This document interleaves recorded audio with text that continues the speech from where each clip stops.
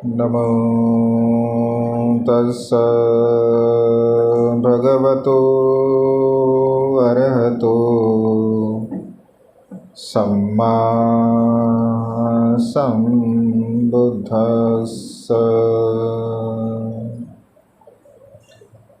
विश्ववंदनीय विश्वशांतिदूत, प्रज्ञा शील समाधीचे उद्गाता, महान करुणावान करुणेचा सागर तथागत सम्यक संबुद्ध, तथागतांचा पावन पवित्र सद्धम्म, त्या सद्धम्माचा सातत्याने प्रचार आणि प्रसार करणारा सदापूजनीय भिक्खू संघ, बुद्ध धम्म आणि संघ या महान तीन रत्नाची आम्हा सर्वांना माहिती करून देणारे, आम्हा सर्वांचे आधारस्तंभ, भारतीय घटनेचे शिल्पकार, बोधिसत्व गुणपेतन डॉक्टर बाबासाहेब आंबेडकर यांच्या धम्मक्रांतीमध्ये संपूर्ण जीवन समर्पित करतो। आज या मंगलमय प्रसंगी वर्षावासाच्या या पवित्र कालखंडामध्ये विश्वशांती बुद्ध विहार पवननगर येथे उपस्थित असणारे सर्वच श्रद्धासंपन्न उपासक उपासिका आपणा सर्वांच्या प्रती अनंत अनंत मंगलकामना मंगलमैत्री भावना या ठिकाणी व्यक्त करून तथागतांच्या श्रेष्ठ धम्मदेशनेला प्रारंभ करतो। आज उपोषित शील आहेत। संपूर्ण विश्वामध्ये तथागतांच्या सद्धम्माचं अनुसरण करत असताना आचरणिक दृष्टिकोनातून उपोषित पालन करण्याची एक परंपरा बौद्ध तत्त्वज्ञानामध्ये आपल्याला पाहायला मिळते। शील पालन केल्यामुळे आपल्या जीवनामध्ये असंख्य लाभ आपल्याला होत असतात। त्यामुळे तथागतांच्या देशनेला श्रवण करत असताना, श्रद्धापूर्वक शील पालन करत असताना तथागतांच्या सद्धम्माला समजून घेणे आणि त्यानुसार जीवन जगण्याचा प्रयत्न करणे हे सुखी मनुष्यांचं एक लक्षण असतं। या वर्षावासाच्या पवित्र अशा कालखंडामध्ये तथागतांच्या वेगवेगळ्या उपदेशाला आपण श्रवण करत आहोत। आज या मंगलमय प्रसंगी एक महत्त्वपूर्ण तथागतांचा उपदेश आणि आजपासून त्रिपिटक साहित्यातील ग्रंथाचा आधार घेऊन काही सूक्तांचं विश्लेषण आपण श्रवण करणार आहोत। बुद्धाची मूळ वाणी त्रिपिटक साहित्यामध्ये आपल्याला पाहायला मिळते। सुत्तपिटक असेल, विनयपिटक असेल, अभिधम्म पिटक असेल, त्यामध्ये प्रामुख्याने सर्वसामान्य लोकांसाठी, ग्रस्तांसाठी, गृहिणीसाठी भगवंताने सुत्तपिटकामध्ये छोटे छोटे दीर्घ स्वरूपामध्ये, मध्यम स्वरूपामध्ये उपदेश दिले, ज्यामध्ये दीघ निकाय असेल, मध्यम निकाय असेल, संयुक्त निकाय असेल, अंगुत्तर निकाय असेल आणि खुद्दक निकाय असेल। यामध्ये खुद्दक निकाय ग्रंथामध्ये अगदी छोटे छोटे 15 ग्रंथ आपल्याला पाहायला मिळतात। त्यामध्ये भगवंताच्या वेगवेगळ्या उपदेशांचं विश्लेषण आपल्याला पाहायला मिळते। आपण खुद्दक पाठातील जो 5व्या क्रमांकाचा आणि अत्यंत महत्त्वपूर्ण ग्रंथ आहे, ज्याला सुत्तनिपात असं म्हटलं जातं, ज्या सुत्तनिपातामध्ये वेगवेगळ्या अंगाने भगवंताने उपदेश दिलेले आहेत। संसारिक लोकांसाठी काही महत्त्वपूर्ण उपदेश या छोटेखानी ग्रंथामध्ये आपल्याला पाहायला मिळतात। जसं महामंगल सुत्तनिपातामध्ये सांगितलं गेलं, कसे भारद्वाज सुत्ता आहे, पराभव सुत्ता आहे, वसल सुत्ता आहे, अशा प्रकारचे ग्रस्तांसाठी काही महत्त्वपूर्ण उपदेश भगवंताने दिले. तसं ग्रस्तांना उद्देशून भगवंताने फार कमी उपदेश दिलेले आहे. भगवंताच्या समोर भिक्खूंचे भिक्खुनींचे संख्या फार मोठ्या प्रमाणामध्ये असल्या कारणाने सुरुवातीला भगवंताने भिक्षूंनो अशा प्रकारचा उल्लेख करून उपदेश आपल्याला पाहायला मिळतात. परंतु भगवंताचा हा उपदेश केवळ भिक्षूंसाठीच नाही, तर या सृष्टीमध्ये जीवन जगणाऱ्या प्रत्येक सत्वासाठी भगवंताचा उपदेश आहे. परंतु त्याहीमध्ये काही प्रमुख उपदेश भगवंताने ग्रस्तांसाठी स्पेशली दिलेले आहे. जसं महामंगल सूत्राचा उपदेश आहे, 38 मंगल त्यामध्ये सांगितले आहे की सांसारिक जीवनामध्ये सांसारिक लोकांनी सुखपूर्वक संसार करण्यासाठी कशा प्रकारचा धम्माचं आचरण करावं, 38 उपदेश त्यामध्ये सांगितले. जसं प्रभाव सुत्ता आहे, या प्रभाव सुत्तामध्ये मनुष्याचा प्रभाव कशामुळे होतो, तो अपयशी कसा होतो संसारामध्ये जीवन जगत असताना, याचं विश्लेषण केलेलं आहे. जसं वसल सुत्ता आहे, वसल म्हणजे नीच अकुशल कर्म करणारा, वाईट कर्म करणारा. तर उरुशल कोणाला म्हणतात, नीच कोणाला म्हणतात, याचं विश्लेषण भगवंताने त्यामध्ये अग्नि भारद्वाज नावाच्या ब्राह्मणाला उद्देशून केलं आहे. कसी भारद्वाज सुत्त, यामध्ये भगवंताने कशा प्रकारचे कुशल कर्म करावे या संदर्भामध्ये एका शेतकऱ्याचं, म्हणजे मी सुद्धा कसा शेतकरी आहे याचं विश्लेषण भगवंताने कसी भारद्वाज नावाच्या ब्राह्मणाला म्हणजे केलेलं आहे. आल्वक नावाचं सुत्ता आहे, आल्वक यक्ष म्हणून. आल्वक यक्षाने भगवंताला काही प्रश्न विचारले, त्या प्रश्नाची उत्तरं अत्यंत मार्मिक स्वरूपामध्ये भगवंताने दिलेले आहे. अशा प्रकारच्या महत्त्वपूर्ण सुत्तांचं विश्लेषण धम्मदेशनेच्या द्वारा आपण करणार आहोत. रतनसुत्ताचा उपदेशसुद्धा सुत्तनिपातामध्येच भगवंताने म्हणजे दिलेला आहे. दीर्घ स्वरूपाचा तो रतनसुत्ताचा उपदेश आहे, जिथे वैशालीमध्ये भगवंताने वैशालीच्या सीमेवरती हा उपदेश दिला. तर अशा प्रकारच्या महत्त्वपूर्ण सुत्तांचं विश्लेषण म्हणजे मला ज्या पद्धतीने म्हणजे करता येतं त्या पद्धतीने तुम्हाला मी सांगण्याचा प्रयत्न करणार आहे. तसं आपण क्रमशः म्हणजे सुत्त घेऊया. जे सुरुवातीपासून जेवढे काही या वर्षावासाच्या कालावधीमध्ये 2-3 महिन्यामध्ये 2.5 महिन्यामध्ये जेवढे काही आपले सुत्त होतील, तर तेवढे सुत्त आपण या धम्मदेशनाच्या निमित्ताने आपण श्रवण करणार आहोत. तर आज आपण पहिलं सुत्त आहे, ज्यामध्ये उरक सुत्त नावाचं सुत्त आहे.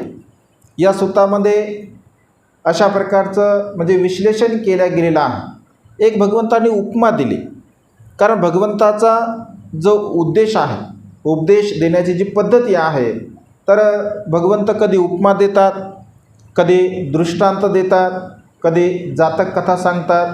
म्हणजे एखादं तत्त्वज्ञान समजून सांगण्यासाठी, एखादा सिद्धांत स्पष्ट करण्यासाठी भगवंताने दृष्टांताचा उपदेश केला, उपमांचा उपदेश केला, जातक कथांचा उपदेश केला.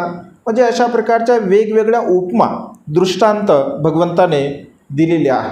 मग प्राण्यांच्या उपमा दिल्या, झाडांच्या उपमा दिल्या, फळांच्या उपमा दिल्या, पक्ष्यांच्या उपमा दिल्या, वेगवेगळ्या प्रकारच्या उपमा भगवंताने दिलेल्या आहे. मिलिंद प्रश्नामध्ये जर उपमा कथा नावाचा जर प्रकरण जर आपण बघितलं, तर त्यामध्ये या सृष्टीमध्ये जेवढे काही प्राणी आहेत, त्या प्राण्यामध्ये असणारे जे गुण आहे, की जे गुण एका भिक्षूमध्ये अरहंतामध्ये असावे, म्हणजे अरहंत असतात, जे दुःखमुक्त असतात, त्यांच्यामध्ये असावे, अशा प्रकारचं विश्लेषण भगवंताने उपमा कथेमध्ये मिलिंद प्रश्नामध्ये म्हणजे केल्या गेलेलं आहे. तर अशाच प्रकारचं याही सुत्तामध्ये भगवंताने एक उपमा दिलेली आहे. उपमा देत असताना भगवंत असे म्हणतात की ज्याप्रमाणे एखादा सर्प, साप, ज्याप्रमाणे एखादा सर्प आपली कांती टाकतो, आपली कात टाकत असतो, अगदी तशा प्रकारे वेगवेगळ्या प्रकारच्या विकारांचा त्याग मनुष्याने केला पाहिजे. परत साप जी कात टाकतो, तर कात टाकण्यामागचा सापाचा काय उद्देश असतो? कात माहीत आहे तुम्हाला सापाची काय उद्देश असतो? जर तुम्ही ऐकलं असेल तर कात जेव्हा टाकली जाते तर तेव्हा त्याच्यामध्ये एक वेगळ्या प्रकारचा उत्साह येतो, म्हणजे तो नव्याने त्या ठिकाणी जगण्यासाठी तयार होत असतो. ऐक ना, तेच त्याच्यामध्ये उत्पन्न होते. कात जेव्हा असते तर असं म्हटलं जातं की त्या कातीमुळे त्याला जास्त प्रमाणामध्ये धावतासुद्धा येत नाही.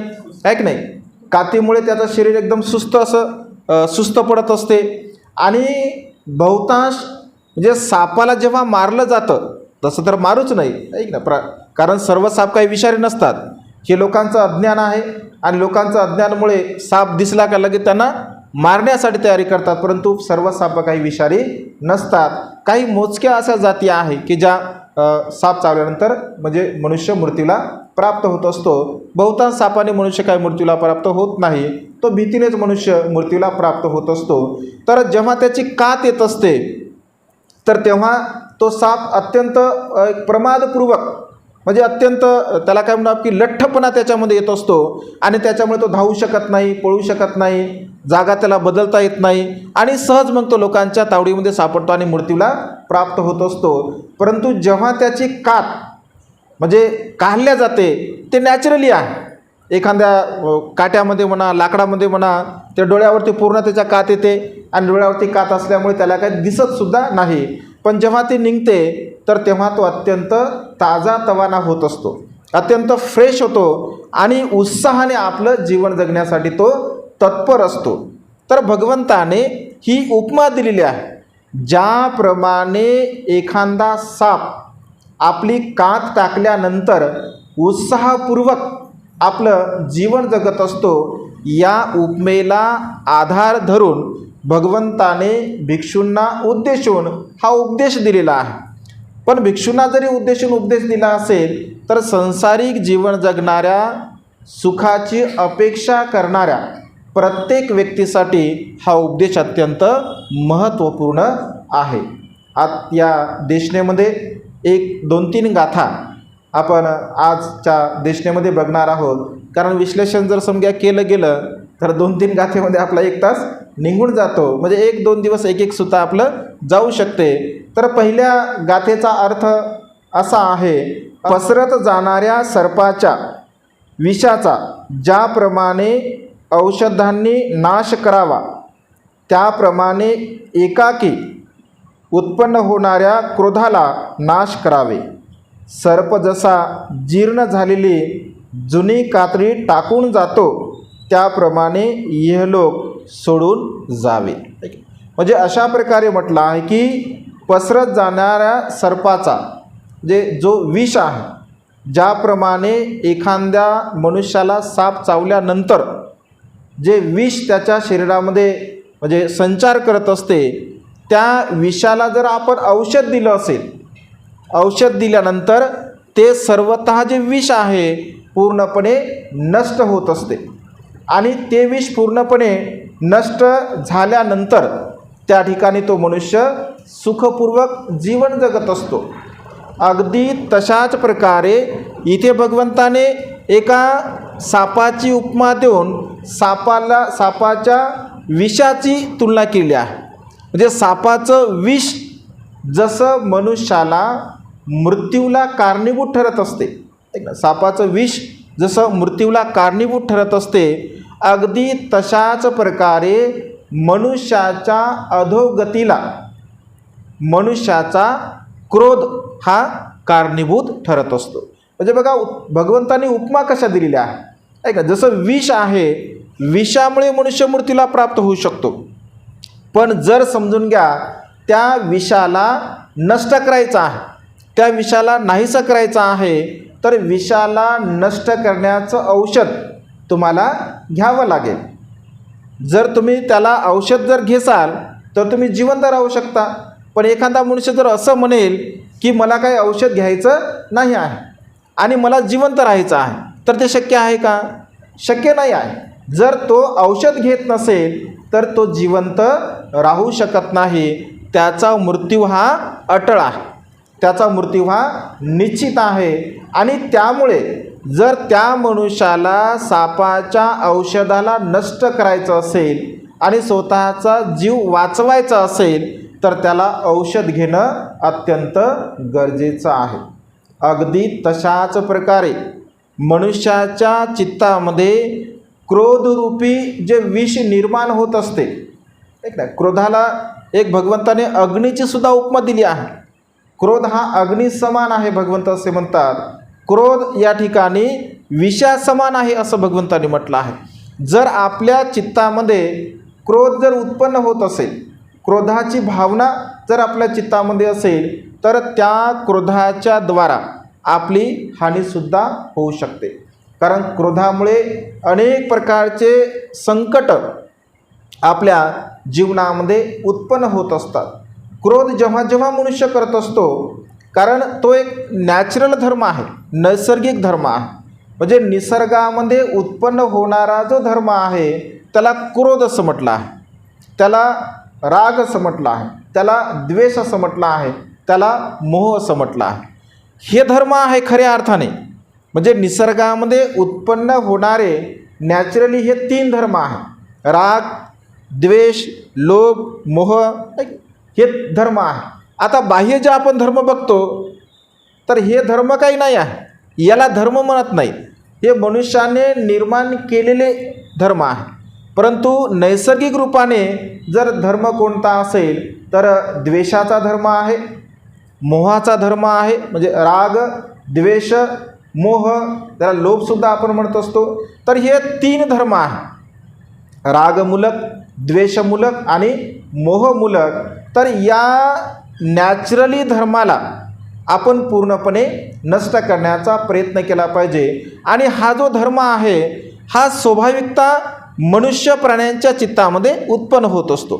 मग तो कोणत्या जातीचा मनुष्य असो, कोणत्या धर्माचा असो, कोणत्या पंथाचा असो, कोणत्या वंशाचा असो, समान रूपाने राग उत्पन्न होतो, समान रूपाने द्वेष उत्पन्न होतो आणि समान रूपाने मोह उत्पन्न होत असतो. ज्याप्रमाणे अग्नीचा सुद्धा एक धर्म आहे. अग्नीचा काय धर्म आहे? अग्नीचा धर्म आहे स्वतः जळणे आणि दुसऱ्यांना जाळणे. बर्फाचा धर्म काय आहे? बर्फाचा धर्म स्वतः थंड राहणे आणि दुसऱ्यांना थंड करणे. हा त्याचा नॅचरल धर्म आहे, त्याचा तो नॅचरली आहे. बर्फाचा तो धर्म आहे. बर्फ जर एखाद्या समजा बौद्ध व्यक्तींकडे दिला आणि तो खूपच सिलवान आहे, तो बर्फ गरम व्हावा असं जर म्हणे तर होऊ शकतो का? नाही आहे. एका बर्फाचा तुकडा एखाद्या दुसऱ्या मुस्लिम बांधवाकडे दिला आणि तो बर्फ त्याला गरम लागावा असं होऊ शकतं का? नाही होऊ शकत. हिंदू बांधवाकडे दिला तर त्याचा काय स्वभाव गरम होणार आहे का? नाही आहे. कारण त्याचा जो मूळ स्वभाव आहे तर बर्फाचा मूळ स्वभाव शीतल राहणे आणि शीतलता प्रदान करणे हा त्याचा मूळ स्वभाव आहे. अग्नीचा मूळ स्वभाव स्वतः गरम राहणे, स्वतः जळणे आणि इतरांना जाळणे हा त्याचा अग्नीचा स्वभाव आहे. आणि त्यामुळे भगवंत असे म्हणतात, क्रोध हा अग्नी समान आहे. मनुष्याच्या चित्तामध्ये उत्पन्न होणारा जो क्रोध आहे तो क्रोध एक प्रकारे अग्नी समान आहे. एखाद्या मनुष्याच्या चित्तामध्ये क्रोध उत्पन्न झाला आणि क्रोधी मनुष्य खूपच प्रसन्न आहे, खूपच आनंदी आहे असं होऊ शकते का? एखाद्या मनुष्याच्या मनामध्ये क्रोध उत्पन्न झाला आणि काय चेहरा प्रसन्न आहे त्या माणसाचा बघा, म्हणजे त्याच्या मनामध्ये क्रोध उत्पन्न झाला, काय प्रसन्न मनुष्य दिसतो असं म्हणतो का आपण? नाही. कारण क्रोध उत्पन्न झाल्यानंतर त्याने बोलायची गरज नाही आहे. जर एखाद्या मनुष्या चित्तामध्ये जर क्रोध उत्पन्न झाला तर त्याला बोलायची सुद्धा गरज नसते. त्याच्या चेहऱ्याकडे पाहिलं का मनुष्य म्हणतो की बाबा लयच रागीट दिसायला मनुष्य, हां म्हणतो ना आपण, काय रागीट मनुष्य आहे मग. त्याला पाहिल्या पाहिल्या असं वाटतं की काय राग असेल त्याच्या मनामध्ये. म्हणजे मनुष्याचा चेहरा हा आरसा असतो बघा. मनुष्याचा चेहरा हा आरसा असतो आणि आपल्या अंतःकरणामध्ये जे जे विचार उत्पन्न होतात, राग असेल, द्वेष असेल, लोभ असेल, मोह असेल, आपल्या चेहऱ्यावरती स्पष्ट दिसते. रागाचा द्वेषाचा, मोहाचा जो वलय असतो तो आपल्या चेहऱ्यावरती स्पष्टपणे दिसत असतो. आणि व्यवहारामध्ये आपण मनुष्याला पाहिल्या त्याला चर्या असं म्हटलं भगवंताने. चर्येचं ज्ञान ऐक ना, हे मूळ चर्या आहे. 6 प्रकारच्या चर्या आहे, त्यापैकी या 3 चर्या मूळ आहे. रागचर्या, द्वेषचर्या आणि मोहचर्या. मग त्याच्या उपचर्या उत्पन्न झालेल्या आहेत. अशा 6 प्रकारच्या चर्या आपल्या प्युरिटी ऑफ माइंडला याच्यावरती प्रवचन आहे स्पेशली, जे चर्या कशा प्रकारच्या असतात. चर्या म्हणजे मनुष्याचा स्वभाव. ऐक ना, मनुष्याचा स्वभाव पाहून मनुष्याला ओळखलं जातं. काही लोक एकदम हसमुख असतात, त्यांच्याकडे पाहिलं की मनुष्याला हसू येते किंवा प्रसन्नता वाटते आणि आपण सहज म्हणतो या मनुष्याचा काय हसमुख चेहरा आहे, नेहमी हसत राहतो. तसं नेहमी हसत राहणं काय बरोबर नाही. कधी लोकांना असं वाटतं की आम्हाला कोण हसले काय की, म्हणजे त्याचे उलटे परिणाम होतात कधी म्हणजे प्रसंगाला पाहून ते तशा गोष्टी केल्या पाहिजे, हसलंसुद्धा पाहिजे. म्हणजे काही मनुष्याचा चेहरा हसमुख असतो, नाही का, प्रसन्न असतो, पाहिले की प्रसन्नता वाटते. उदाहरण म्हणून जर घ्यायचं असेल, जसं समजून घ्या बाबासाहेबांचा चेहरा आपण कोणत्याही मुद्रेमध्ये बघा, बाबासाहेब बसलेले असतील, बाबासाहेब उभे असतील, बाबासाहेब पुस्तक घेऊन असतील, ऐक ना, बाबासाहेब भाषण करणारे असतील, वाचन करत असतील, कोणत्याही मुद्रेमध्ये तुम्ही बाबासाहेबांना बघा, बाबासाहेबांची मुद्रा ही प्रसन्न दिसते आपल्याला. एकदम माणसाला म्हणजे असं बघितल्या एक आंतरिक भाव मनामध्ये उत्पन्न होतो आणि प्रसन्नता उत्पन्न होते. त्यालाच तर भगवंताने श्रद्धा असं म्हटलं आहे. मनुष्याच्या चित्तामध्ये श्रद्धेचे लक्षणं सांगितले मिलिंद प्रश्नामध्ये.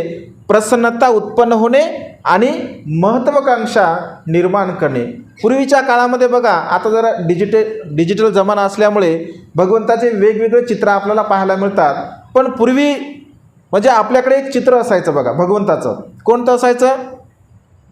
एका बोधवृक्षाखाली भगवंत बसलेले आहे, इकडे 2 बाजूला 2 हरणं आहे, ऐक नाही, असे पक्ष आहे, एक खाली ससा वगैरे काहीतरी असं म्हणजे आहे. मला असं वाटतं की 99% लोकांच्या घरामध्ये सुरुवातीला ते चित्र आपल्याला पाहायला मिळायचं. ते चित्र पाहिल्यानंतर एकदम प्रसन्न वाटायचं. म्हणजे बुद्ध कोण आहेत हे माहीतही नव्हतं आपल्याला तेव्हाही त्यांच्याकडे त्या फोटोकडे बघितल्यानंतर मन अगदी प्रसन्न असायचं, आनंदी असायचं.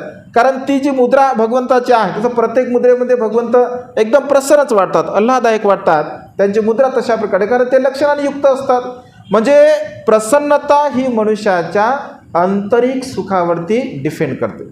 आंतरिक आपलं मन कसं आहे, आपलं मन निर्मळ असेल, आपल्या मनामध्ये राग नसेल, द्वेष नसेल, लोभ नसेल, तर आपलं मन आपोआप प्रसन्न असते आणि ती चर्या आपल्याला पाहायला मिळत असते. आणि त्यामुळे नेहमी सदा सर्व काळ आपल्या मनामध्ये उत्पन्न होणाऱ्या या क्रोधाला आपण नष्ट केलं पाहिजे. कशा प्रकारे? ज्याप्रमाणे विषाचा त्याचा जो परिणाम आहे, विषाची जी शक्ती आहे, त्या शक्तीला नष्ट करण्यासाठी औषध आपल्याला घ्यावं लागेल. अगदी तशा प्रकारे आपल्या मनामध्ये उत्पन्न होणाऱ्या क्रोधाला आपल्याला नष्ट करावं लागेल. मग क्रोध जर उत्पन्न झाला असेल तर काय होतं बघा, क्रोधाचे म्हणजे लक्षण भगवंताने सांगितलं आहे. जसं की क्रोध केल्यामुळे काय होतं, काय परिणाम होतो? परिणाम आहे ना, विपाक आहे. विपाक का नाही आहे? कारण आता आपण इथे तुम्ही बसला आहात, सर्व सारखेच आहेत का? ना सर्व सौंदर्याने सारखे आहे, ना सर्व बुद्धिमत्तेने सारखे आहे, ना सर्व धनाने सारखे आहे, ना सर्व आरोग्याने सारखे आहे. आपलं प्रत्येकाचं आरोग्य वेगवेगळं आहे, ऐक ना, प्रत्येकाकडे धनसंपदा वेगवेगळी आहे, प्रत्येकाचं सौंदर्य वेगवेगळं आहे, ऐक ना. म्हणजे सर्व काही गोष्टी असतात, बुद्धिमत्ता प्रत्येकाची वेगळी आहे. अगदी एका मातेच्या पोटी जन्मास आलेले पुत्र हे समान गुणाचे नसतात. ना ते प्रज्ञेने समान असतात, ना ते धनसंपत्तीने समान असतात, ना ते सौंदर्याने समान असतात, कोणत्याही गोष्टीमध्ये समान नसतात. जुळे जरी असतील, ज्याला जुळे आपण म्हणतो, ते दिसण्यासाठी जरी सारखे असतील पण ते बाकीच्या गुणामध्ये सारखे नसतात. कारण तो मनुष्याच्या कर्माचा एक स्वभाव गुण आहे, कर्माचा परिणाम आहे, कर्माचा विपाक आहे. आणि त्यामुळे मनुष्य जशाशा प्रकारचा क्रोध उत्पन्न करत असतो, त्या क्रोधाच्या द्वारा मनुष्याला तसं दुःख भोगावं लागत असतं. मग क्रोधाचे परिणाम काय आहे, क्रोध आपण केल्यानंतर काय त्याचे परिणाम होतात, काय विपाक होतात. बौद्ध साहित्यामध्ये असे अनेक उदाहरण आपल्याला पाहायला मिळतात की क्रोध केल्यामुळे मनुष्याला काय परिणाम भोगावा लागत असतो. एक वेळचा प्रसंग आहे, जर तुम्ही कधी देशनेमध्ये ऐकलं असेल तर अनिरुद्ध नावाचे एक भिक्षू असतात, जे की सिद्धार्थ गौतमाचे भाऊ असतात. अनिरुद्ध दिव्य चक्षुमध्ये त्यांना अग्रस्थान भगवंताने दिलं आहे. दिव्य श्रोत, दिव्य ज्ञान जे आहे तर त्यामध्ये ते अग्र होते. जे 80 अग्रश्रावक भगवंताने सांगितले त्यामध्ये अनिरुद्ध नावाचे भिक्खू हे अग्र म्हणजे रिद्धी याच्यामध्ये दिव्य चक्षुमध्ये अग्र भगवंताने त्यांना स्थान दिलं होतं. तर त्यांची एक बहीण असते रोहिणी नावाची. तर एक वेळचा प्रसंग आहे की क्रोधाचा परिणाम काय आहे, क्रोधाचा विपाक मनुष्याच्या चित्तामध्ये किंवा शरीरामध्ये त्याच्या जीवनावर त्याचा परिणाम काय होतो. तर एक वेळचा प्रसंग अनिरुद्ध जिथे त्या बहिणींचं म्हणजे वास्तव्य असतं तर त्या ठिकाणी जात असतात. आणि तिथे गेल्यानंतर सर्व जे काही दासी असतात, सर्व घरातील मंडळी असते, अनिरुद्ध भंतेंचं दर्शन करण्यासाठी त्यांना वंदन करण्यासाठी येत असतात. पण रोहिणी काही येत नाही. आणि रोहिणी न आल्यामुळे मग भंते सांगतात की रोहिणी का नाही आली.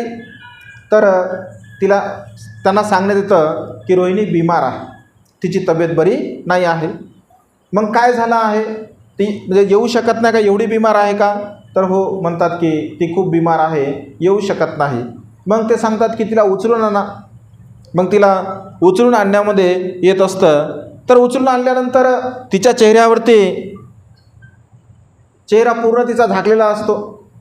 आणि अनिरुद्ध भंते विचारतात की चेहरा तुझा तू का झाकत आहे, चेहरा का दाखवत नाही आहे.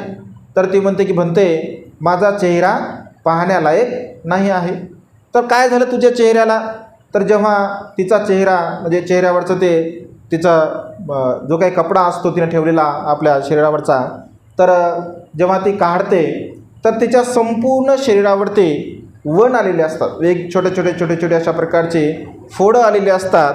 आणि ते फोडं म्हणजे पिकत असतात आणि पिकल्यानंतर त्यामधून रक्त आणि पू येत असते. आणि अशा प्रकारे संपूर्ण शरीरावरती तिच्या अशा प्रकारचे फोडं असतात आणि ते दुर्गंधयुक्त असतात.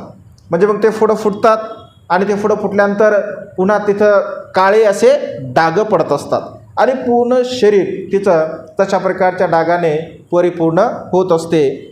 आणि जेव्हा मग ती म्हणते की भंते मी अशा प्रकारे खूप दुःखी आहे, मी खूप कष्टी आहे, कारण अशा प्रकारे माझं हे जीवन झालेलं आहे. तर भगवंत म्हणजे अनिरुद्ध भंते तिला असं म्हणतात की रोहिणी हे अशा प्रकारे तुझ्या शरीरावरती जे व्रण आलेले आहे, जे डागा आलेले आहे, तर हे कशामुळे आले हे तुला माहीत आहे का, हे कायचं कारण तुला माहीत आहे का. तर ती म्हणते की नाही. तर तू काहीतरी कुशल कर्म कर, पुण्यकर्म कर असं म्हटलं जातं. तर ती म्हणते की मी काय करू शकते. आणि अनिरुद्ध भंते तिला सल्ला देतात की तुझ्याकडे दागिने वगैरे नाही आहेत का. तर ती म्हणते की हो माझ्याकडे दागिने आहे. आणि असं म्हटलं आहे साहित्यामध्ये असा उल्लेख आहे.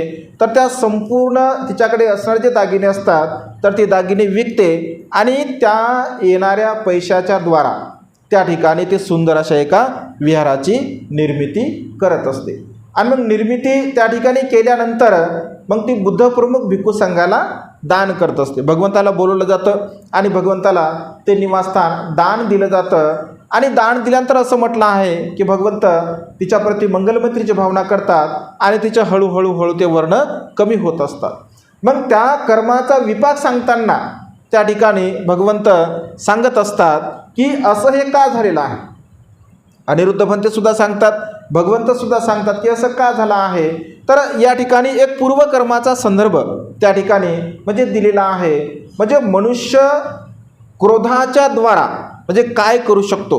एखाद्या मनुष्या चित्तामध्ये जर क्रोध उत्पन्न झाला तर त्या क्रोधामुळे मनुष्य काय करू शकतो या संदर्भावरून या गोष्टीवरून आपल्या लक्षामध्ये येऊ शकते. तर असं म्हटलं आहे, एक वेळचा प्रसंग रोहिणीचा एका जनपदामध्ये अत्यंत उच्च कुलीन अशा परिवारामध्ये जन्म होत असतो. आणि उच्च कुलीन परिवारामध्ये जन्म झाल्यानंतर ती अत्यंत क्रोधी असते, म्हणजे अत्यंत रागिष्ट असते. अगदी क्षणाक्षणाला छोटीशी घटना जरी घडली असेल तर तिचा राग क्रोध हा अनावर होत असतो आणि प्रत्येक क्षणी ती क्रोधी असते.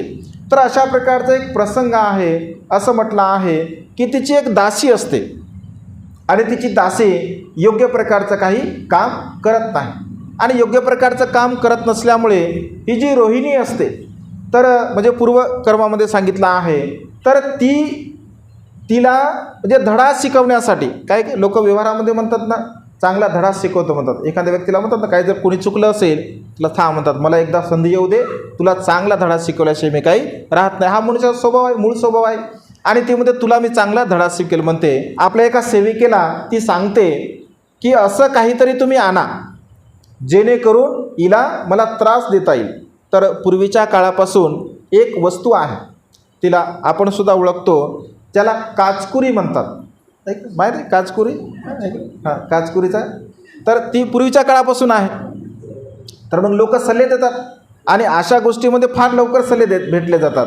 म्हणजे एखादं कुणाचं जर वाईट करायचं असेल कुणाला जर दुःख द्यायचं असेल तर फार लवकर सल्ले भेटतात आणि एक व्यक्ती तिला तो काचकुरी नावाचा पदार्थ आणून देत असते आणि ती विचारते की याने काय होईल. तर तो सांगतो की याने जे होईल दुसऱ्या कशानेच होणार नाही. म्हणजे हा एकदम जालिम असा उपाय आहे अशा प्रकारे तिला सांगलं जातं. आणि ती जी रोहिणी असते तर ती रोहिणी ती जे कपडे घालणारे आहे तर त्या कपड्याला ते काचकुरीचा पदार्थ लावत असते आणि जिथे ती झोपत असते तर तिच्या बेडवर सुद्धा ते त्या ठिकाणी अंथरत असते. अगदी त्याला काटे छोटे काटे असतात आणि ते एवढे म्हणजे तीक्ष्ण स्वरूपाचे असतात. ते जर शरीराला जर लागलं तर भयंकर अशा असह्य अशा वेदना होत असतात. जर दुसरं एक आहे आगेमोड ज्याला म्हणतो आपण आहे की नाही त्याचेसुद्धा म्हणजे अत्यंत ते जरी समजा त्याचेही काटे जर अंगाला स्पर्श झाला तर पूर्वी म्हणजे अशा प्रकारचं होत असत मुलं करत असत. म्हणजे हातामध्ये घ्यायचं बघू दे तो काय आणि हातावरती असं मारलं का असं हात पूर्णपणे सुजून येत असे आणि अनेक वेळापर्यंत असह्य अशा वेदना त्या गोष्टीमुळे होत असतात. तर ती जेव्हा म्हणजे आंघोळ करते आणि आंघोळ केल्यानंतर ती फ्रेश झाल्यानंतर कपडे घालत असते. तर कपडे घातल्यानंतर त्या सर्व कपड्याला ती काचकुरी ऑलरेडी लावलेली असते. तर तिला असह्य अशा त्या ठिकाणी वेदना होत असतात. मग ह्या वेदना कमी व्हाव्या म्हणून ती आपल्या बेडवरती म्हणजे झोपण्यासाठी जाते ते अंग घासण्यासाठी जाते तर त्या बेडवरती सुद्धा ऑलरेडी टाकलेलं असतात आणि त्यामुळे तिला असह्य अशा वेदना होत असतात. कशाच्याद्वारा? तिच्या मनामध्ये असणाऱ्या क्रोधामुळे. कारण ती भयंकर अशी क्रोधी असते. क्रोधामुळे मनुष्य काय करत नाही. या मनुष्याचे जे वाद होतात विवाद होतात भांडण होतात तंटे होतात. एवढंच नव्हे तर हत्या मनुष्य करतात मनुष्याला मारतात खून करतात. तर कशामुळे? केवळ क्रोधामुळे. राग अनावर होतो क्रोध अनावर होतो आणि क्रोधामधून त्या ठिकाणी मनुष्य एकमेकांची हत्यासुद्धा करू शकतात. म्हणजे नात्यामध्ये सुद्धा अगदी भावाला सुद्धा लोक मारतात ऐक ना क्रोधामुळे. मुलं आपल्या वडिलांना सुद्धा मारतात. कशामुळे? क्रोधामध्ये. आणि असे अनेक उदाहरण आपल्याला पाहायला मिळतात. आणि क्रोध हा मनुष्याच्या जीवनातील फार मोठा शत्रू आहे असं भगवंताने म्हटलं आहे. इतर जे शत्रू असतात जे बाह्य आपण ज्यांना शत्रू म्हणतो खऱ्या अर्थाने ते फार काही मोठे आपले शत्रू नसतात. बाह्य ज्यांना शत्रू आपण म्हणतो वैरी म्हणत असतो तर फार ते वैरी नसतात.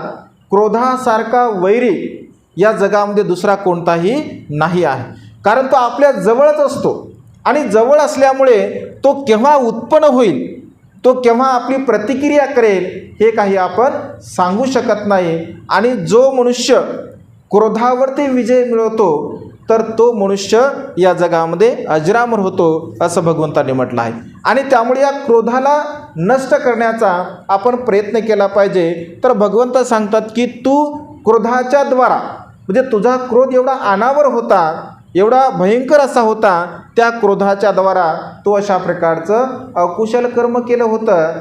त्या कर्माच्या विपाकाला अनुसरून तुझं जे शरीर आहे तर अशा प्रकारे जसं तिचं त्या काचकुरीमुळे शरीर झालं होतं, अगदी तसंच तुझं सुद्धा शरीर हे झालेलं आहे.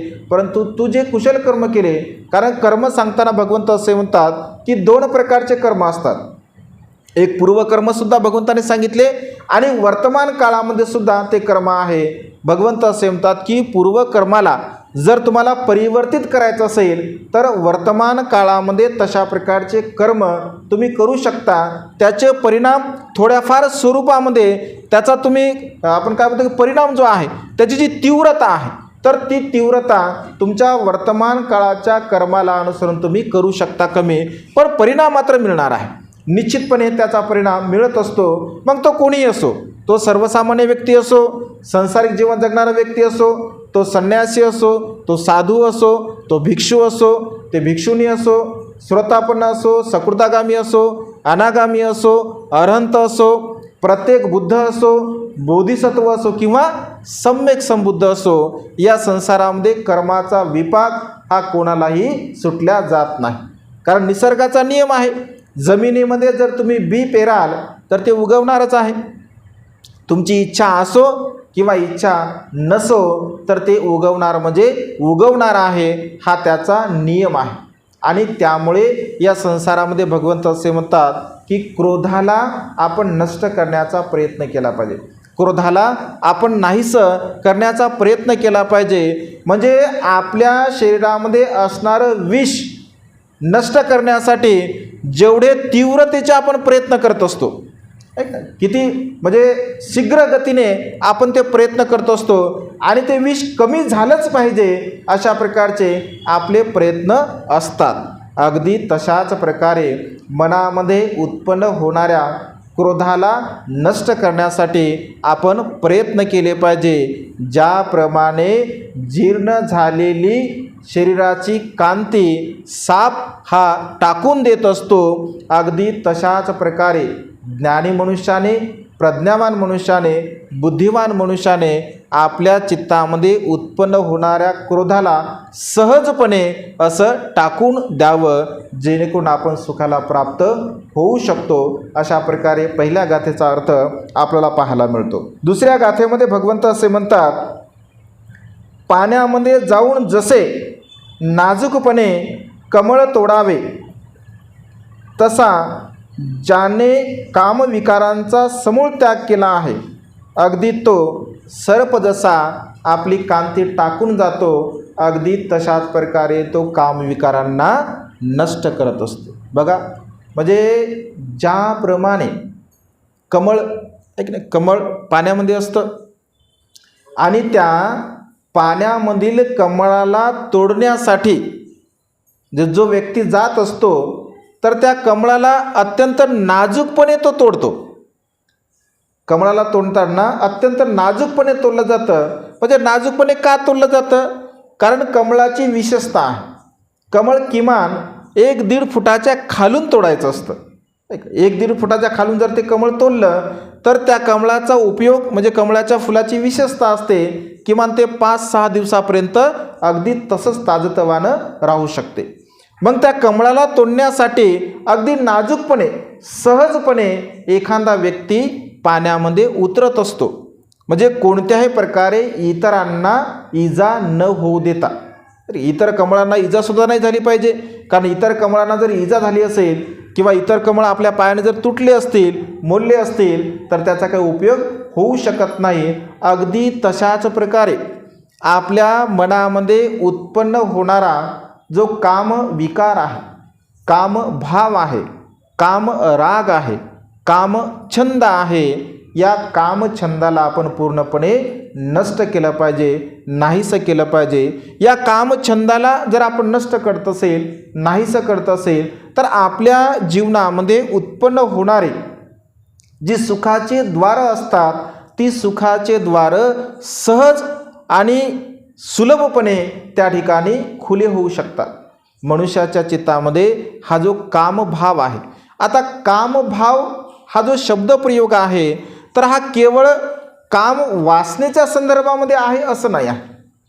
तर कामाची जी व्याख्या भगवंताने केली आहे तर कामभावनेची व्याख्या ही 6 इंद्रियाला अनुसरून आहे.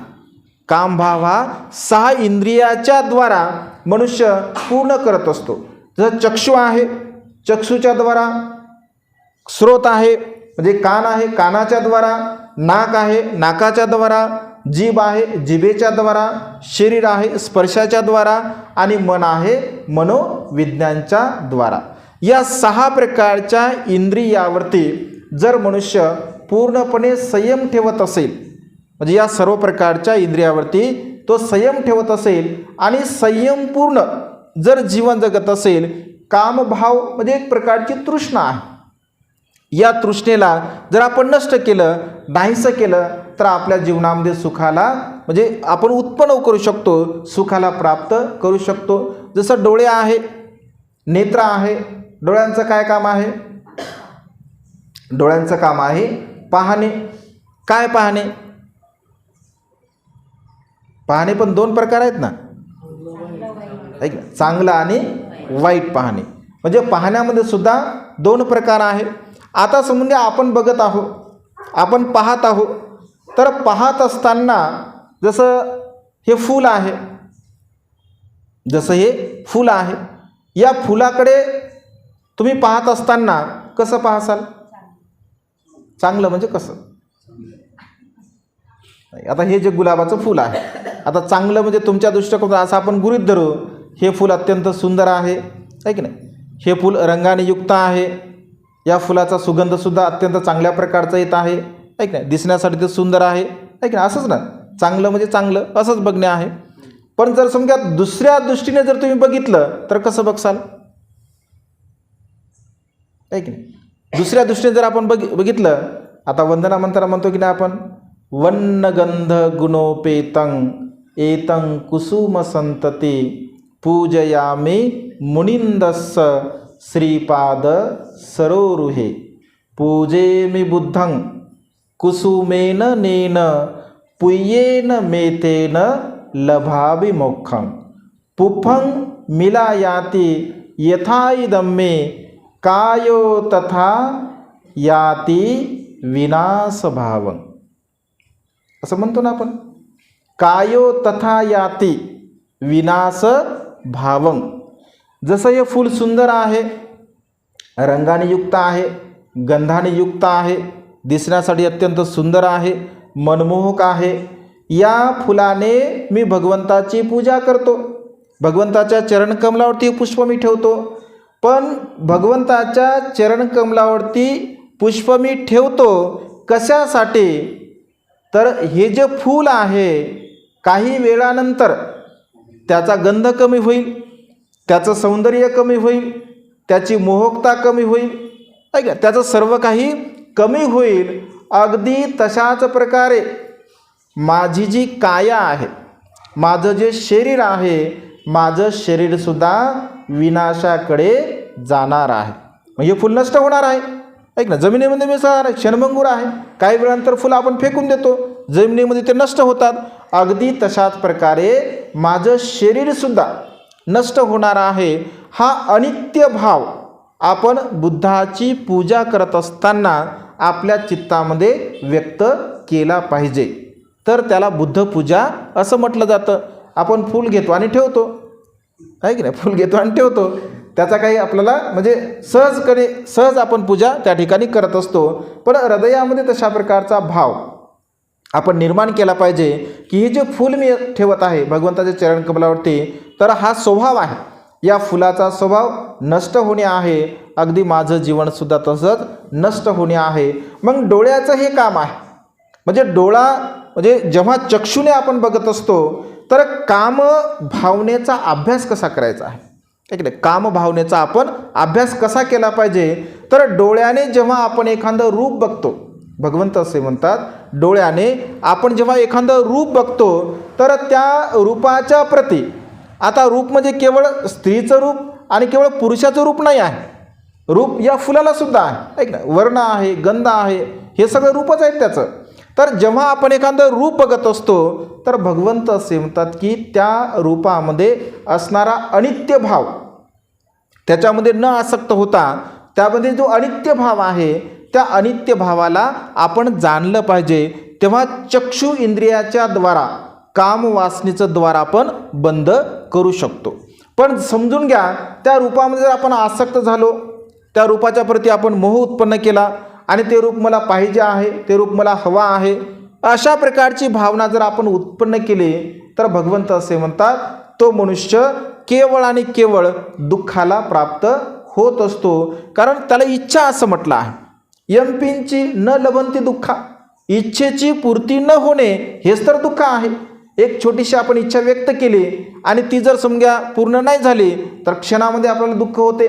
जसं येताना जर तुम्हाला असं वाटलं, एखाद्या झाडाला तुम्हाला फूल दिसलं आणि तुम्हाला असं वाटलं की ते तोडावं फूल, तुम्ही तोडत आहात आणि लगेच त्या घरच्यांनी बघितलं आणि लगेच म्हटलं तुम्ही कशाला तोडता फूल, ते फुलं आम्हाला पाहिजे. झालं की नाही तुमचं मनावर प्रसन्न, झालं की नाही दुःख. वास्तव का तुमची इच्छा काय होते, क्या फूल तोडावं आणि भगवंताच्या चरणामध्ये ठेवावं, पूजा करावी. एका क्षणामध्ये दुःख होत असते. म्हणजे अगदी छोट्या छोट्या गोष्टीपासून मनुष्याला दुःख होत असते. आणि त्यामुळे भगवंत असे म्हणतात की कामवासनेचा अभ्यास करत असताना चक्षुच्या द्वारा आपण अनित्य भाव, त्या रूपाच्या प्रती असणारी जी सत्यता आहे त्या सत्यतेला जाणलं पाहिजे. एक वेळचा प्रसंग आहे, एक भिक्षू म्हणजे साधनेसाठी बसलेले असतात आणि एक स्त्री रागारागाने तिथून जात असते. तर रागारागाने जात असताना घरी काहीतरी तिचा वाद वगैरे झाला असेल तर त्या रस्त्याने ती जाते. तिचा पती लगेच पाठीमागून येतो आणि साधनेला बसलेले भंते जे असतात त्यांना विचारतात की इकून जाताना तुम्ही एखादी स्त्री बघितली आहे का. तर ते म्हणतात की मी स्त्री तर बघितली नाही, परंतु या रस्त्याने जाताना एक हाडा मासाचा सापळा मात्र बघितलेला आहे. काय म्हणतात, हाडा मासाचा मी सापळा बघितलेला आहे. म्हणजे त्यांनी त्या रूपामध्ये काय बघितलं, ही जे शरीर आहे तर हाडा मासाने बनलेलं हे शरीर आहे, एका स्त्रीचं शरीर मी काय बघितलं नाही आहे.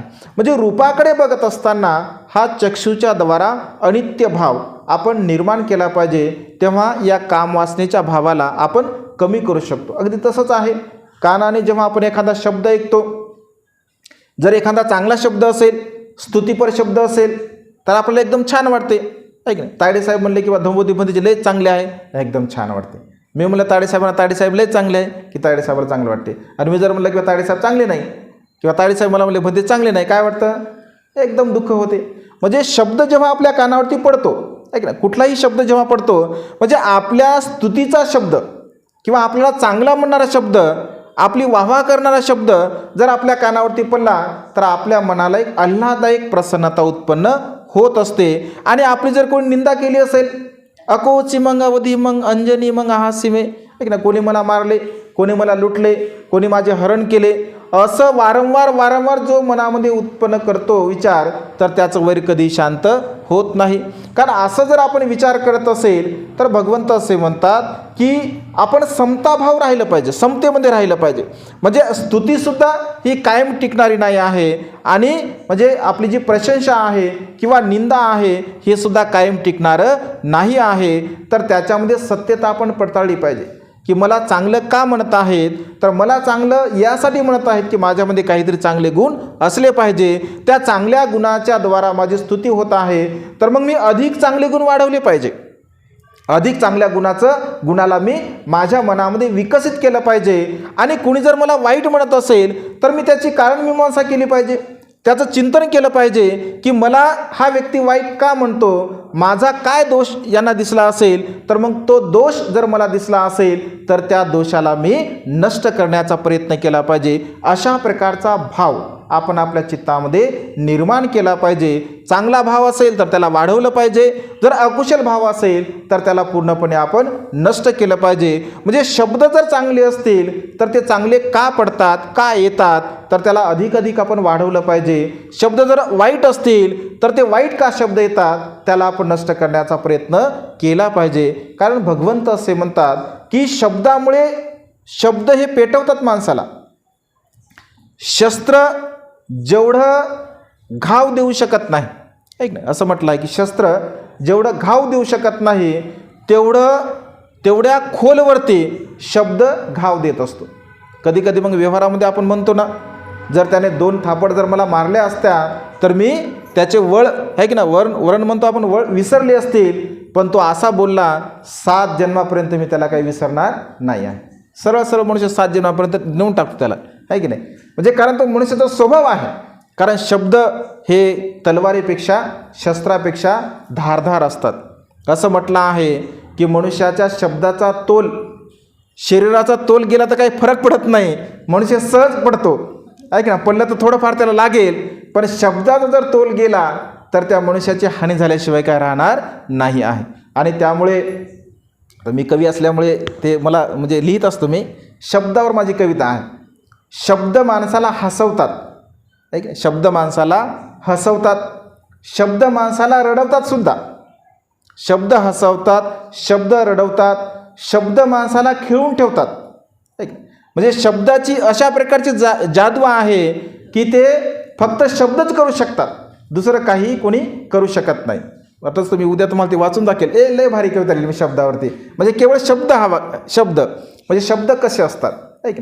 तर हे शब्द जे आहे, तर शब्द आपल्या कानावरती जेव्हा पडतात तर ते आपण त्याला जाणलं पाहिजे, आपण त्याला समजून घेतलं पाहिजे. वादविवाद, भांडण, तंटे हे सर्व काही जर होत असतील तर शब्दामुळेच होत असतात. आणि त्यामुळे भगवंत असे म्हणतात की जसं आपल्याप्रती जर कोणी बोलत असेल तर त्याची कारण मीमांसा आपण केली पाहिजे. कारण मीमांसा जर आपण करत असेल, त्याला म्हणजे हे कशामुळे घडलं याला जर आपण शोध घेत असेल तर निश्चितपणे त्याच्या शोधापर्यंत आपण जाऊ शकतो. आणि त्यामुळे स्रोत इंद्रिय आहे, या स्रोत इंद्रियाच्या द्वारासुद्धा ऐक ना, हे वासनेचंच एक क्षेत्र आहे. ऐकणे, शब्द ऐकणे हे वासनेचं क्षेत्र आहे. खूप सुंदर आहे, खूप चांगला आहे, खूप मनमोहक आहे. एक असे शब्दप्रयोग हे मनुष्य चित्तामध्ये भाव, कामभाव उत्पन्न करण्यासाठी म्हणजे सहाय्यक ठरत असतात. आणि त्यामुळे शब्दसुद्धा जोपासून त्या ठिकाणी आपण वापरण्याचा प्रयत्न केला पाहिजे आणि शब्दाच्या मतीत अर्थाला आपण जाणलं पाहिजे. त्यानंतर गंध आहे. गंधसुद्धा मनुष्याला त्या ठिकाणी पेटवतो असं म्हटलं आहे. भगवंत असे म्हणतात, गंध मनुष्याला पेटवत असतो. चांगला गंध आणि वाईट गंध हा सुद्धा मनुष्याने जाणला पाहिजे, समजून घेतला पाहिजे. ज्याप्रमाणे एखादा मासाचा तुकडा असतो, मासाचा तुकडा हा सदा सर्व काळ दुर्गंधच उत्पन्न करणारा असतो. मासाचा जर तुकडा असेल, त्या मासाच्या तुकड्याला तुम्ही फुलांमध्ये जर सजवून ठेवलं, ऐक ना, चारही बाजूने त्या मासाच्या तुकड्याला तुम्ही फुलामध्ये सजवून ठेवलं तर ते काय सुगंध देणार आहे का? सुगंध देणारच नाही आहे. तो दुर्गंधच देणार आहे. का? कारण त्याचा स्वभाव धर्म तसा आहे. मासाच्या तुकड्याचा स्वभाव धर्म हा दुर्गंधी देणेच आहे, त्यामुळे तो दुर्गंधीच देणार आहे. तुम्ही चंदनाचं लाकूड जर किती दुर्गंधीमध्ये फेकून द्या तर चंदनाचं लाकूड हे चंदनाचा सुगंध देणारच आहे. का? कारण त्याचा मूळ स्वभाव तशा प्रकारचा असतो. आणि त्यामुळे भगवंत असे म्हणतात की या गंधामध्ये असणारा जो मतीत अर्थ आहे त्याला आपण जाणलं पाहिजे. जो गंध आपल्या मनाला आकर्षित करतो, जो गंध तृष्णेमध्ये घेऊन जातो, जो गंध दुःखाकडे घेऊन जातो, तर अशा प्रकारच्या गंधापासून आपण प्रवृत्त राहिलं पाहिजे आणि त्याच्यामध्ये असणारी सत्यता आपण जाणली पाहिजे. म्हणजे गंधाच्या द्वारासुद्धा आपल्यामध्ये उत्पन्न होणाऱ्या कामभावनेच्या द्वाराला आपण पूर्णपणे नष्ट करू शकतो. त्यानंतर जीभ आहे. जिभेचं कार्य चव घेणे. जिभेचं कार्य चव घेणे. खारट असेल, तुरट असेल, आंबट असेल, तिखट असेल, ऐक ना, याचा स्वभाव आहे. जिभेमुळे सुद्धा वाद होतात, जिभेमुळे सुद्धा भांडणं होतात. म्हणजे बोललं जरी नाही तरी भांडणं होतात. ऐक ना, जिभेमुळे जर समजा भाजी तिखट झाली का झाली भांडण, भाजी खारट झाली का झाली भांडण, भाजीची टेस्ट नाही चांगली आली का झाली भांडण. ऐक ना, म्हणजे टेस्ट जी जिभेची चव आहे, भगवंत असे म्हणतात की चोचले, जास्त आपल्या भाषेमध्ये जिभेचे चोचले पुरवणारा व्यक्ती त्या चोचल्यामुळे सुद्धा वाद करतो, भांडण करतो, तंटे करतो, वादविवाद त्या ठिकाणी उत्पन्न होऊ शकतात. आणि त्यामुळे भिक्षूंना जे भोजन पात्रामध्ये करण्यास सांगितलं भगवंताने, त्याचं कारण तेच आहे. पात्रामध्ये जेव्हा भोजन दिलं जातं तर पात्रामध्ये समजत नाही की हे भोजन आंबट आहे का तुरट आहे का तिखट आहे का खारट आहे. ते मिक्स करून खाल्लं का त्याची जी चव असते ती जगातल्या कुठल्याच भाजीला नसते. त्याची चव म्हणजे कुठंच भेटत नाही चव. तो किती चांगला रेसिपी असू द्या, किती प्रावीण्य प्राप्त करणारा असू द्या, त्याची चव मात्र इतर कुठेही प्राप्त होत नाही. पात्रामध्ये भोजन करण्यामागचा तो उद्देश असतो. आहे की नाही, की त्याच्यामुळे आणि भोजन करण्यामागचा जो उद्देश असतो, जसं गाथा म्हटली जाते की नाही, पडिसंखा युनिसो पिंडपातं पडिसेवामी, तर त्या गाथेचा अर्थच तो असतो की हे जे भोजन मी ग्रहण करत आहे, हे भोजन माझं शरीर वाढवण्यासाठी नाही, हे भोजन मला प्रमाद उत्पन्न करण्यासाठी नाही, हे भोजन कोणासोबत मला वादविवाद करण्यासाठी नाही, हे भोजन म्हणजे अकुशल कर्म करण्यासाठी नाही, तर हे भोजन आहे केवळ माझ्या उत्पन्न होणाऱ्या ज्या तृष्णा आहे, भूक नावाचा जो रोग आहे, या भूक नावाच्या रोगाला नष्ट करण्यासाठी आणि भविष्यकाळामध्ये उत्पन्न होणाऱ्या ज्या तृष्णा आहे त्याला नष्ट करण्यासाठी एक मला शक्ती प्राप्त व्हावी, यासाठी हे सौंदर्य वाढवण्यासाठी भोजन करत नाही, शक्ती वाढवण्यासाठी करत नाही, बल वाढवण्यासाठी करत नाही, म्हणजे अशा प्रकारे भोजनाचा उद्देश त्या ठिकाणी असतो. तर त्यामुळे याच्यामध्ये सुद्धा तृष्णा मनुष्याला उत्पन्न होत असते, होते तृष्णा, आणि त्यामुळे भगवंत असे म्हणतात की यामध्ये सुद्धा आपण सत्यता जाणली पाहिजे, पडताळली पाहिजे. याला जिभेची तृष्णा असं म्हटलेलं आहे. त्यानंतर स्पर्शतृष्णा, स्पर्शामुळे उत्पन्न होणारे आहे. सुखद स्पर्श असेल, जसं आपण साधना करतो, आनापानसती करतो, विपश्यना करतो, तेव्हा सुखद स्पर्श होतो, असुखद स्पर्श होतो, ऐक ना, सुखद होतो, दुःखद होतो, असुखद होतो आणि अदुःखद होतो. तर ही जी स्पर्शाची भावना आहे, तर या स्पर्शाच्या भावनेला सुद्धा आपण त्या ठिकाणी समजून घेतलं पाहिजे, जाणलं पाहिजे. ज्याला कायेची स्मृती असो, कायानुपස්සना म्हटलं आहे, कायेच्याद्वारा जी भावना आपण करत असतो, तर ती भावनासुद्धा आपण करण्याचा प्रयत्न केला पाहिजे. आणि मग मनोइंद्रिय, या पाचही इंद्रियांना चालवणारं कोण असेल तर ते म्हणजे मनोइंद्रिय आहे. हे याचं मुख्य सूत्रधार आहे, ऐक ना. ज्याप्रमाणे म्हणजे घोड्याला काबूमध्ये ठेवण्यासाठी जी लगाम असते, ऐक ना, लगामीच्या द्वारा घोड्याला काबूमध्ये ठेवलं जातं, अगदी या 5 इंद्रियाला काबूमध्ये ठेवण्यासाठी मन हे त्याला लगाम लावत असते. आणि त्यामुळे या सर्व काही विचार उत्पन्न होतात, तर ते सर्व मनामध्ये उत्पन्न होतात. ज्या भावना आहे त्या मनामध्ये उत्पन्न होतात, जे विचार आहे ते मनामध्ये उत्पन्न होतात. आणि त्यामुळे या 6 इंद्रियाच्या द्वारा आपण उत्पन्न होणाऱ्या कामभावनेला जाणलं पाहिजे, समजून घेतलं पाहिजे. या कामभावनेला जर आपण नष्ट करत असेल, नाहीसं करत असेल, तर ज्याप्रमाणे पाण्यातील नाजूक कमळाला आपण सहजपणे त्या ठिकाणी तोडू शकतो, जसं एखादा भृंगर आहे, ऐक ना, भुंगा आहे, भुंगा फुलातील परागकण आणतो, ऐक ना, परागकण, मधमाशी फुलातील, म्हणजे मधमाशी बघा त्या फुलातील गोडवा आणते, फुलाला कोणत्याही प्रकारची इजा न होऊ देता, ऐक ना. भुंगासुद्धा त्या फुलातील परागकण खातो, तर त्या फुलाला कोणत्याही प्रकारची इजा न होऊ देता. अगदी तशाच प्रकारे या संसारामध्ये जीवन जगत असताना भगवंत असे म्हणतात की त्या कमळातील पाण्याप्रमाणे, म्हणजे कमळाचं जे पान असतं त्या पाण्याप्रमाणे आपलं हे सांसारिक जीवन आपण जगलं पाहिजे. ज्याप्रमाणे त्या कमळाला चिखलामध्ये राहूनसुद्धा त्या चिखलाचा तो लवलेशसुद्धा धारण करत नाही, पाण्याचा थेंबसुद्धा त्यावरती तो राहू देत नाही, अगदी तशा प्रकारे आपण जीवन जगत असताना हा जो कामभाव आहे, कामराग आहे, या कामरागाला आपण पूर्णपणे नष्ट करण्याचा प्रयत्न केला पाहिजे, नाहीसं करण्याचा प्रयत्न केला पाहिजे. आणि अशा प्रकारे 6 इंद्रियांचा जर आपण अभ्यास करत असेल, 6 इंद्रियाला आपण जाणत असेल, समजून घेत असेल, तर आपण आपल्या मनामध्ये उत्पन्न होणाऱ्या जे विचार असतात, जे विकार असतात, या विकाराला संयमित आपण ठेवण्याचा प्रयत्न करत असतो. जसं उपोषणशील तुमचं आहे, तर उपोषणशील ज्या दिवशी असतं, तर त्या दिवशी या 6 इंद्रियाचा तुम्ही परिपूर्णपणे अभ्यास केला पाहिजे. कारण त्या दिवशी तुम्ही कामे सुमिच्छेच्या ऐवजी अब्रह्मचर्या वेरमणे शिखापदं समाधी मी असं म्हणता की दिवसभरापर्यंत आज माझं ब्रह्मचर्याचं आचरण आहे. आणि ब्रह्मचर्याचं आचरण जर तुम्हाला परिपूर्ण करायचं असेल, तर अशा पद्धतीने या 6 इंद्रियावरती पूर्णपणे संयम ठेवून या शिलाचं तुम्हाला पालन उपोषणाच्या दिवशी करायचं असतं. बरं, ब्रह्मचर्याचं पालन का करायचं असतं? आपण याचना म्हणता ना, तुम्ही काय म्हणता? अष्टशिलाची याचना म्हणताना म्हणा बरं. ती सरणेन सद्धिं अठांग समनागतं उपोषतशीलं. अठांग समनागतं काय म्हणताना आपण? अठांग समनागतं. समनागतं म्हणजे काय? समना म्हणजे श्रमण, गतं म्हणजे मार्ग.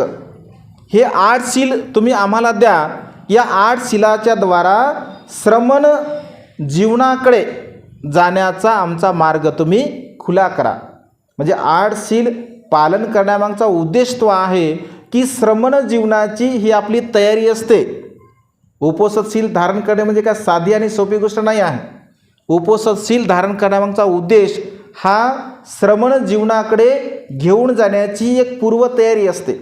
कारण जेव्हा अधिक शिलाचं आपण पालन करत असतो तर अधिक शिलाचं पालन केल्यामुळे आपल्याला त्याची प्रॅक्टिस होत असते आणि त्यामुळे आपण समनागतंग असं म्हणतो. एक ना श्रमण जीवनाकडे जाणारं हे जे शील आहे या श्रमण जीवनाकडे जाणारा शीलाचा आम्हाला अंगीकार करायचा अशा प्रकारची भावना आपण मनामध्ये उत्पन्न करत असतो. आणि त्यामुळे उपोषणाच्या दिवशी या 6 इंद्रियाच्या द्वारा जर आपण अशा प्रकारे या उत्पन्न होणाऱ्या विकाराला जाणलं समजून घेतलं आणि शुद्ध स्वरूपामध्ये जर ब्रह्मचर्याचं त्या दिवशी आचरण केलं तर निश्चितपणे आपल्याला लाभ होत असतो. आणि त्यामुळे सदा सर्व काळ आपण आपल्या जीवनामध्ये उपोषणशीलाला धारण केलं पाहिजे. त्यानुसार जीवन जगण्याचा प्रयत्न केला पाहिजे.